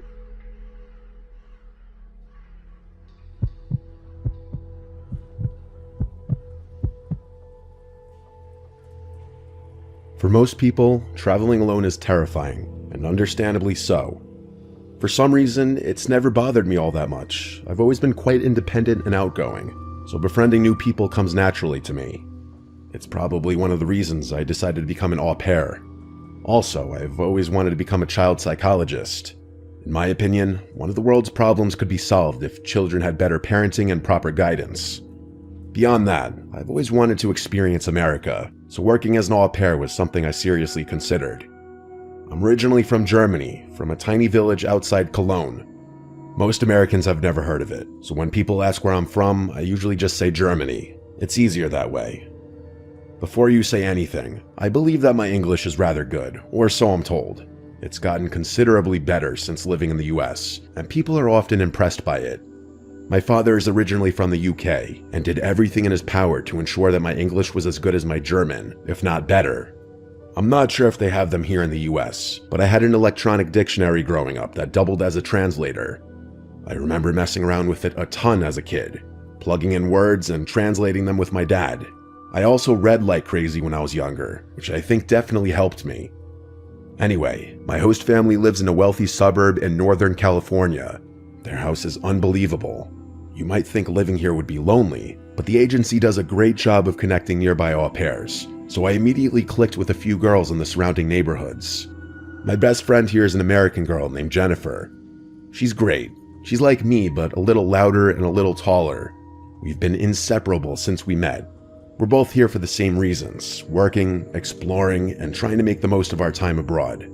There's a huge college campus nearby, and it's pretty much the only decent place to go out that isn't $100 Uber away. Both the frat and bar scenes there are pretty good, so that's where we spend most of our weekends. I think a lot of the guys are naturally drawn to us because of our accents, and the international card gets us pretty far.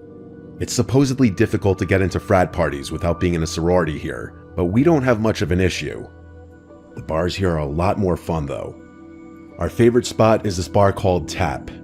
I've noticed Americans love giving their nights themes. Taco Tuesday, Wine Wednesday. I guess any excuse to drink on a weekday, you know? It's kind of funny. Tuesdays are the most enjoyable nights of the week for Jenny and I. This story takes place on one of those nights. About a few months after I arrived to the US, I was standing by the bar, waiting on drinks for Jenny and I, when this tall guy with curly brown hair approached me and said, "You're German, right?" That kind of threw me off. People almost never guess I'm German. European, sure, but not German specifically. I don't really have distinctive German features, so anytime anyone's able to guess my nationality, it fascinates me. I laughed and told him he was right, and he introduced himself as Sebi with a confident smile. We talked for a while, and everything was very natural. I'll admit, I get approached a lot when I go out. I'm in shape, and I know I'm decent looking, but guys are usually kind of obvious and cheesy when they talk to me. Sebi felt different. The more we talked, the more it seemed like he was actually interested in me as a person as opposed to just hitting on me. He knew a lot of tidbits about German culture, which was something I quite liked about him. A lot of the Americans I don't talk to don't know much about the rest of the world, so it was nice to talk to someone well-traveled, smart, and cultured. We talked and laughed for a while longer before I introduced him to Jenny. He smiled and waved his friend over, an Asian guy who introduced himself as Hunter. He and Jenny immediately hit it off. All in all, it was a great time. Before the night ended, Sebi asked me for my number, and I gave it to him without hesitation. A few days later, Sebi invited me over for dinner. When I got to his place, I expected him to have dinner reservations ready or something, but instead, he was cooking a pasta dish for us in the kitchen. It was quite sweet. I ended up helping him prepare the meal, and he opened a bottle of wine for us. I had such a great time that I ended up sleeping over at his apartment. The next morning, I woke up and examined his room a little. Unlike most college apartments, it was quite clean. He didn't have any posters or typical decorations up, but rather a bunch of landscape pictures. His walls were covered with dozens of square photographs, all black and white. Castles, cities, countryside views, they all looked oddly familiar. I got up and looked at them a little more closely, realizing they all had locations printed on them. They were all from Germany. Every single one, with the exception of a picture of Monte Carlo, Monaco. Sebi had woken up by then, so I turned and asked him jokingly if he had a thing for German architecture. He laughed and told me about his dad's aerial photo collection, which he had picked some of his favorites from. I walked back towards his bed and realized there were some more pictures above his bed. My jaw literally dropped when I saw that one of the pictures was a landscape of my village, taken from above. The picture was like 20 minutes from my house. I told him this, and he got rather excited, telling me what a crazy coincidence that was.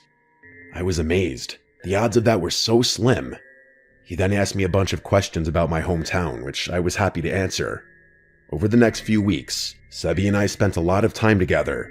I was working, and he had class during the week, but we spent every weekend going out together, plus Tuesdays. Everything was great. He was a sweet guy and made sure I was comfortable and enjoying myself when we went out. He was also quite nice to my friends, which I appreciated. His friend Hunter turned out to be a little weird though. Every time someone would play Take It Off by Fisher, he would quite literally start stripping in front of Jenny. One night, Sebi got rather drunk, significantly drunker than usual. As he was walking me to his apartment, he was going on and on about how much he loved German women and how he always wanted a German wife. At one point, he said he always wanted to marry an au pair because foreign girls are great with kids. I brushed it off as some weird fantasy, but that was the first thing he did or said that didn't sit well with me. Obviously not a deal breaker though, he had been perfect up until then. But then came the first time he took me out to dinner. He took me to this Italian spot and told me he'd picked it because they had plenty of vegetarian options, which was sweet, but I never told him I was vegetarian. I gave him a little smile and playfully asked him how he knew I was vegetarian, and he told me he saw it in one of my Insta posts. That eased me for the rest of the dinner, but later when I was back home, I realized my only post mentioning it was from years ago, and I post a lot, so you'd have to scroll pretty far to get there, let alone pick up on the caption I had used. And that's not even mentioning the fact that all my posts are from a long time ago in Germany. The next time I stayed over, while Sebi was asleep, I unlocked his phone. I remembered his password. He hadn't exactly been careful about hiding it. What I found in there was sickening. There was a folder in his camera roll titled Wife, which contained screenshots of my social media dating back months. Posts, captions, tagged locations, even screenshots of old stories I didn't even remember posting. His notes app was even worse. There were English translations of my old posts in there, plus a rough schedule of when and where I'd go out based on my Instagram story posts. There was information in there about my hometown, about Germany, about things I liked, all based on my Instagram if you could believe it. But the worst thing I found in his phone was a photo of my driver's license. Everything hit me at once.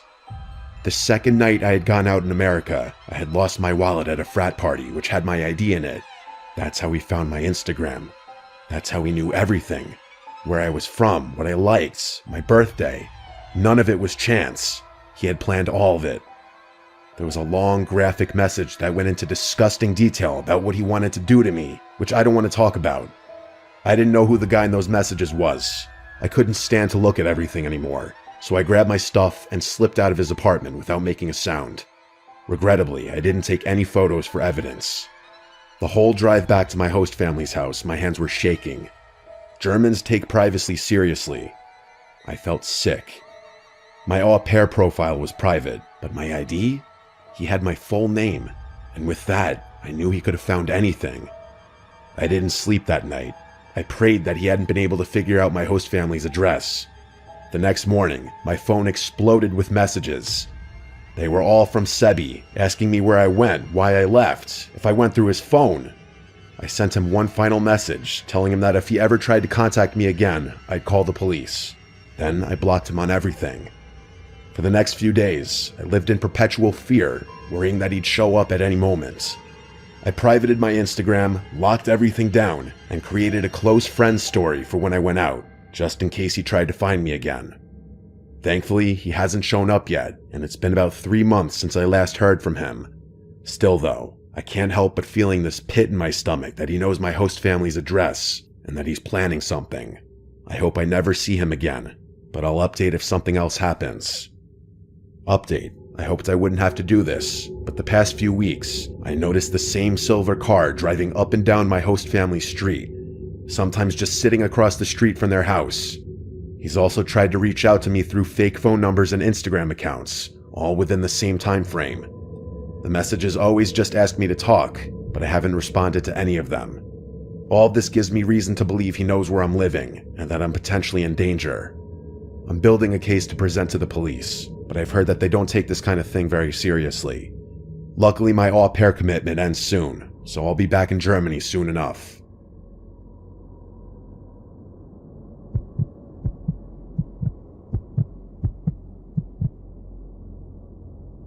This happened a few years ago. I've always wanted to live in Europe, ever since I was a kid. It was my lifelong dream.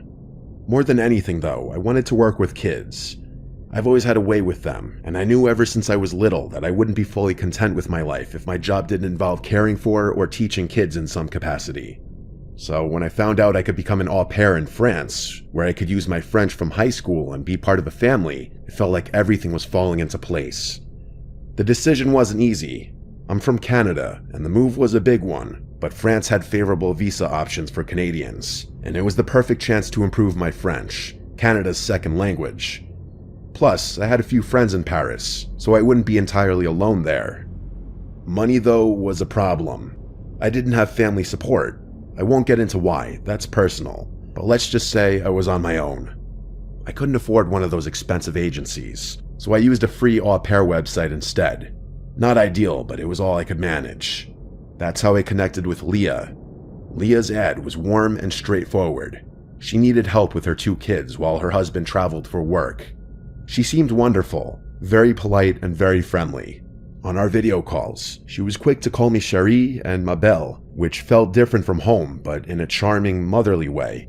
She asked a lot about me, how I was with kids, how I felt about family life, but didn't talk much about herself. Still, she felt genuine. I trusted her. The only thing that felt off was the kids.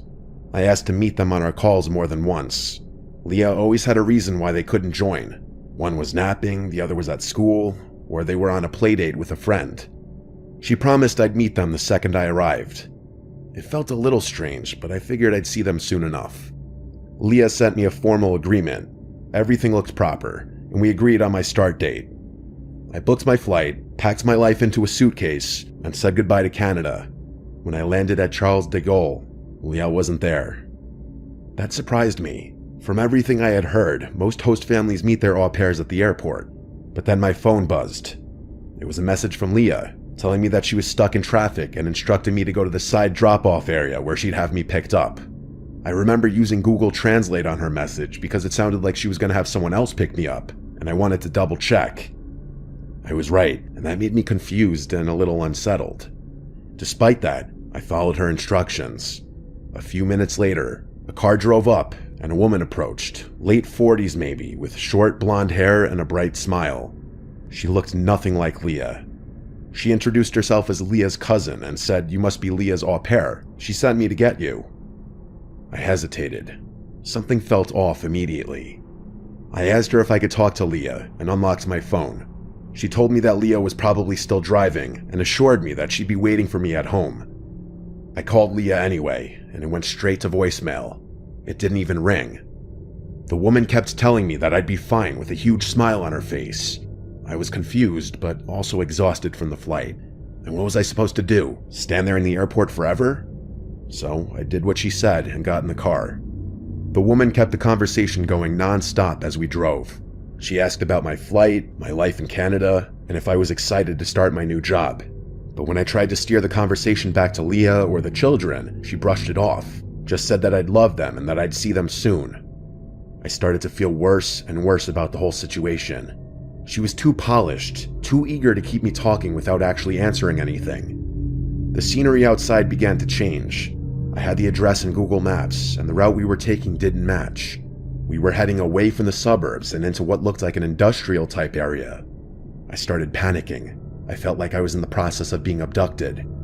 I asked her directly where we were going, and she responded lightly, calling it a shortcut, again repeating that Leah was expecting us. I felt the blood drain from my face. I knew at that point that she was lying. I told her to take me back to the airport, but she didn't answer.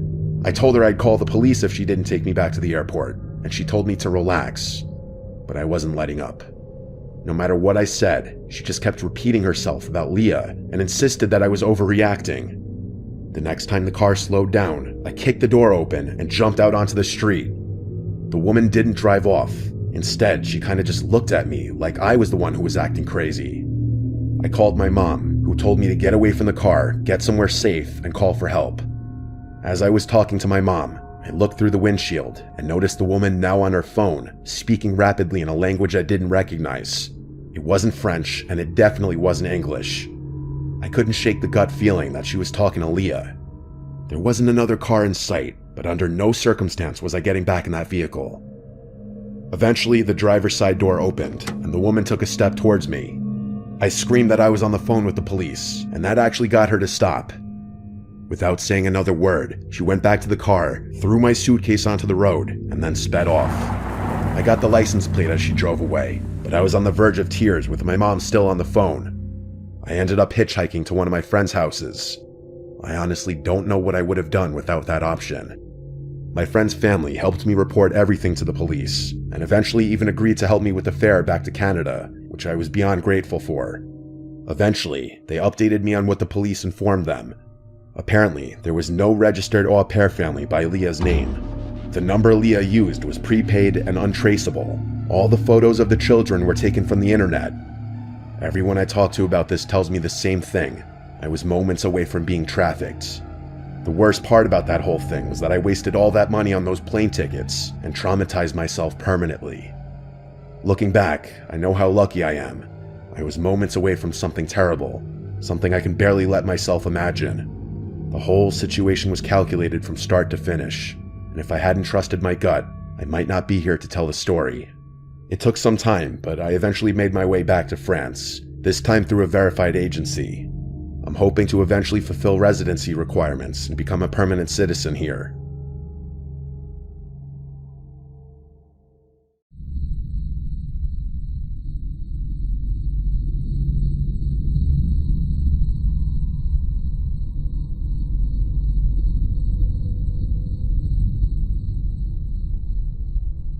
Up until the age of 12 in 2010, my parents always insisted I have a babysitter. I guess my being an only child had a lot to do with it. It might have gone on longer, but something happened with the last babysitter I ever had. He was 18 years old. His name was James. It was the second time he was watching me overnight. Looking back now, I can see him as a really awkward, creepy kid. He didn't really say much, and he apparently didn't know what personal space was. So anyway, I was watching my favorite TV show in the living room, and James came down from the room he was supposed to sleep in. He came into the living room and just sat down on the couch behind me. He didn't say anything or make any noise after that, so naturally I eventually turned around to see him looking at me. It was weird. I don't remember if I found it creepy or not, but I do remember laughing shyly. Then he broke the silence between us and asked me if I wanted to play a video game. I wasn't really into video games, that was more of a boy thing, but I said yes anyway. He went upstairs to my dad's room and grabbed his Xbox 360. It was weird that he even knew that was there, but nevertheless I didn't ask anything. Maybe my dad told him about it. James went about setting up the Xbox in the living room, and he put on what I think was Halo 2. I wasn't much of a gamer, and it became obvious quickly since he killed me like 10 times in a row. James decided to take it upon himself to get up and show me how to play better. He grabbed both my hands and tried to mimic the controls so that I could get a feel for what buttons did what, but the way he was standing so close, it made me a bit uneasy. His body was literally leaning against mine as his hands held mine while I held the controller. This went on for some time before I shyly said I don't like this game and wanted to stop. He looked upset and then said okay as he sat back down on the couch and continued to play on his own. I went upstairs to my room to watch TV, and at some point I fell asleep with the TV on. I know because I woke up to the glaring light of the TV in my dark room. As soon as I sat up, the springs in my mattress made a crunching noise. But underneath that sound, I could swear I heard a shuffling noise come from somewhere in my room.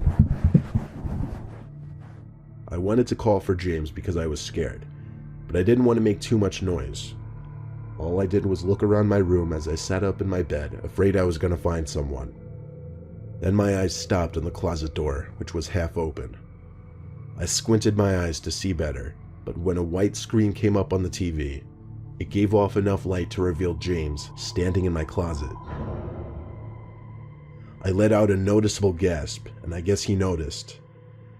He came out slowly, going, "Shh, shh, it's okay," with his arms out. I sat there frozen in fear as he came closer, telling me how pretty he thought I was. I knew what he was doing, and when I saw an opportune moment for me to slip through him into the door, I took it. I knew to run to the office downstairs, which had a lock, but not before grabbing a phone to call my dad. James knocked on the door claiming he wasn't going to do anything, begging me not to call my dad. My dad was of course furious on the phone and told me to stay where I was and he'd be home in an hour. But by then, James left. It didn't matter though, because my parents had his parents' information, and they called the police promptly, who I explained what happened to. James was arrested on some kind of charge for sexual misconduct with a minor, or something like that. Ever since that day, I was trusted to be alone without a babysitter. And it's weird, but I still think about James at least once every other day.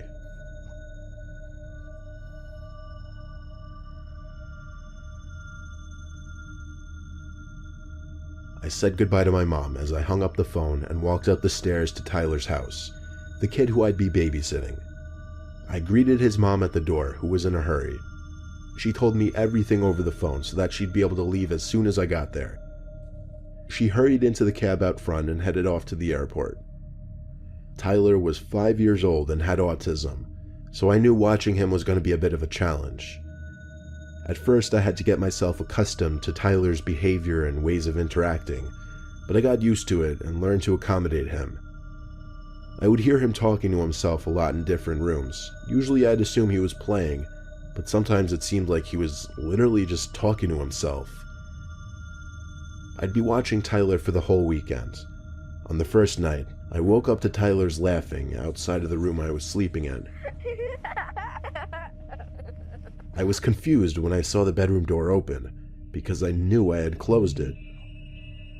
I went to see where Tyler was. His laughs were coming from his room. A crack in the wood floor made his laughter suddenly stop, and then the light from his room suddenly went dark, and I heard him jump into bed. I wasn't even halfway across the hallway yet. I still called out to Tyler to stay in bed. Then I went back to sleep. The next day I asked him what he was doing. I couldn't get much more of a response out of him than, "I don't remember." For the rest of the day, I tried to play games and watch TV with him. He seemed more interested in playing in his room upstairs though, so I let him be and watch TV myself. Basically until the sun went down, minus making dinner and other smaller chores. Eventually the time came for bed and I tucked Tyler in, making sure to tell him to stay in his bed this time. I went to sleep no more than an hour later. Once again, I was woken up by a noise. It was a giggling noise. Then I heard whispering. It had to be Tyler. I sat up, rubbed my eyes, and looked around the room. "Tyler?" I called out. There was the giggling again. It came from across the room. I flicked on the lamp, and there was Tyler, sitting in the closet with the door slid half open, revealing only his face. I have to admit, it was a disturbing thing to witness at 2 in the morning. The shade and angle of the light hitting his face made the sight even more disturbing. I got up and went over to him to pull him out of the closet. I was upset with him and let him know it. I brought him back to his bed and asked him why he did that. His response was unsettling. He said Tony told him to. I asked him who Tony was. He said it was the man in the closet he was talking to. My heart skipped a beat as he said this. Still, I knew it was just his wild imagination going off again. I told him to stay in bed for real this time or there would be consequences. I went back to my guest room and shut the door. As I laid in bed, I thought about what Tyler said, about the man in the closet. Why would he say that? I lay on my side and for the longest time tried my best to clear my head and just go to sleep. But there was a sudden sound of something hitting the closet door, almost like a knee or something. It was definitely not the sound of an object falling or hitting the door. I called out Tyler's name, hoping it was just him playing games again. No answers. So now I called out Tyler louder, loud enough for him to hear me across the hall and in his room. He called back yes down the hall. At that moment, I basically jumped out of bed and ran to Tyler's room to get him out of his bed. I carried him to a bathroom where we hid while I called the cops. I stayed on the line with the 911 operator, only whispering occasionally that we were still okay to the operator, until the cops finally banged on the door downstairs. I heard them open the front door, which was weird. It should have been locked. They shouted police, to which I responded to by running with Tyler in my arms to the living room. The rest of the story is history. The intruder in the closet who was talking to Tyler walked out the front door, and by the next day, that was the end of me and that family.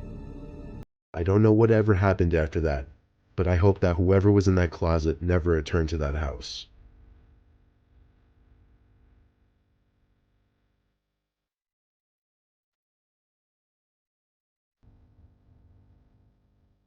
Growing up, my brother and I always had a babysitter during the week, and sometimes on the weekends, given that our parents both work full-time. I was around 10 years old when my little brother and I needed to be babysat on a Saturday night because my dad was working the night shift and my mom was in Italy. I'll refer to my brother as T. The man who'd be babysitting us, who was named Keith by the way, actually knew my dad from work, and when my dad mentioned he had no one to watch us, Keith jumped into the conversation and volunteered to watch us. He didn't know Keith very well apart from saying hi once in a while to him at work, but apparently he knew him enough to trust him with us. It was 6 p.m., already dark out. Our dad walked up to Keith's front door with us and rang the bell. Right from the get-go, Keith seemed super friendly, a little overly friendly, always smiling no matter what he said. He and my dad talked for a while after introducing us. Keith seemed to be really nice because he kept trying to talk to T and I. When our dad left, Keith showed us around the house. T and I sat on the couch in the living room. I was excited to see a GameCube. Keith stood by the doorway with a big smile on his face and his hands on his hips as he watched me getting all excited and hooking up the GameCube. While I played some Sonic game, Keith told T to come with him. He had some games and toys for him upstairs. They were up there for a while, and eventually I got bored of the game. I left the GameCube on, but I went upstairs to see what they were doing. The upstairs was pretty big. There was a wide hallway with a bunch of open doors, but there was one closed door. I figured they must be in there, so I opened the door to find a dark room lit up only by a computer screen. I walked over to the computer to see 2 camera screens on there. One of an empty room with a lamp on, the other with a room with T and Keith sitting on the floor playing with toys. I watched for a little bit and grew uncomfortable as I saw Keith inappropriately touching T, like rubbing his shoulder really slow-like. Then I noticed Keith stop moving and just look at my brother with a smile on his face. T looked back at him. I'm sure he was so confused. They just looked at each other for so long. I could see Keith's mouth moving, so he must have been saying something. I clicked around on the screen to see if I could zoom in or get some kind of sound, and the scroller on the mouse did actually zoom the screen in. But as I did this, Keith's smile vanished and he looked up at the camera with terrifyingly wide eyes. I felt like he was looking at me. I hurriedly left the room and shut the door, casually walking down the hall calling T's name. Keith came storming out of the room down the hall and looked at me with a face a hell of a lot creepier than his smile. He asked in a firm, deep voice if I went into his room. My heart was racing as I said no. I could even feel the shake in my voice. He stormed down the hall and opened his bedroom door with a certain aggression. I ran to the room T was in and I told him we should leave. He responded saying, "He's creepy." That was the icing on the cake. I told him to follow me as I grabbed him by the arm. As we were heading down the stairs, we heard Keith scream, "Yes, you did." It came from his bedroom. Then he screamed that I went through his closet too, which I did not. We ran for it. He screamed something else as we ran through the front door to the outside. I slammed his front door shut and we ran down the sidewalk until we couldn't see his house anymore. The man was completely insane. Even my 6-year-old brother got bad vibes from him. I asked him if Keith touched him anywhere besides his shoulder. He didn't say anything though. All he did was shrug his shoulders in response. I was afraid to think about what that meant. We were luckily near a friend's house, so we rang the bell and asked my friend's mom to use their phone. I called my dad and told him the situation. My friend's mom ended up letting us stay there for the night after learning of what just happened. My dad called the cops and reported Keith to his boss. Nothing happened to Keith legally, but my dad had a good relationship with his boss, and he managed to get Keith fired.